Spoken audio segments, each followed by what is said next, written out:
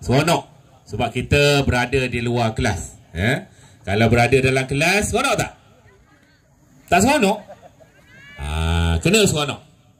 Kita kena bagikan, kita kena pandai. Berada di kelas kita seronok, berada di luar kelas pun kita seronok. Okey. Tuan-tuan dan puan-puan yang saya sekalian, kita pun hari semakin memanjang, memanas dan berbahang. Jadi sebelum tu saya mengucapkan tahniah kepada Urustia Pengelolaan Sukan di atas kejayaan melaksanakan sukan bagi SK Pulau Pasir Mandi ni. Kalau tak salah saya, kali yang ke-72. Kalau orang pertama bersukan di sini, saya rasa mungkin ada yang dah ada pun ataupun yang dah tua. Kalau ada 72 ni lama sangat. Mungkin peringkat moyang-moyang anak-anak di hadapan saya ni.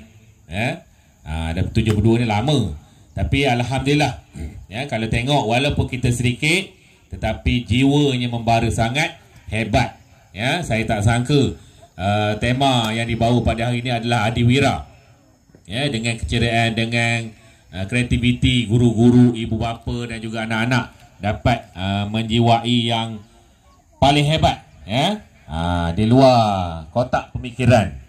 Saya jangkakan tadi temanya macam biasalah, yang biasa-biasa, tapi bila masuk tengok adiwira, ada Ninja Turtle, ada Spiderman, ada Bobo Boy dan juga ada Batman. Sangat hebat. Satu tepukanlah untuk diri sendiri. Inilah matlamat yang dihasilkan. Dan satu lagi, saya amat kagum di mana diberitahu oleh guru besar tadi, ibu bapa di sini pun ada rumah sukan. Jadi ibu bapa yang paling excited. Kalau boleh nanti tahun depan, guru besar mungkin tak ada dah. Ada pula perarakan daripada ibu bapa sendiri. Saya tengok tidak ada kat belakang, tapi kita buat betul. Ibu bapa dia lawan dengan anak-anak sendiri. Salah satu cabaran. Walaupun tak ramai. Okey. Saya rasa satu kejohanan yang meriah walaupun sedikit, walaupun SK Pulau Pasir Mandi ni tidak ramai pelajarnya, tetapi keseronokannya sama je dengan sekolah-sekolah lain. Sekolah-sekolah yang lebih besar sama je kemeriahannya.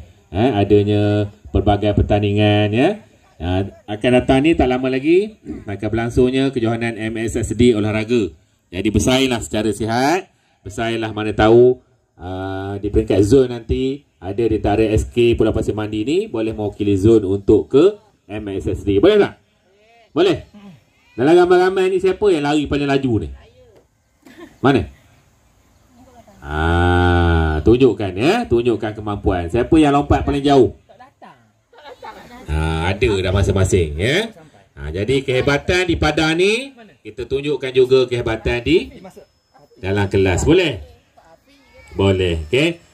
Dan saya juga mengucapkan terima kasih kepada ibu bapa. Kalau tengok, saya nak sangat masuk tengok rumah sukan ni. Tengok ada spider web sehujung sana, macam-macam ada. Saya rasa kalau anak-anak pelajar nak masuk ni marah dia mak ayah tak?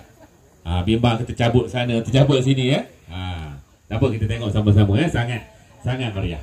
Okey, saya tak nak berucap panjang, hari pun semakin panas, jaga kesihatan, minum air banyak-banyak, musim-musim yang tidak menentu, belajar sungguh-sungguh.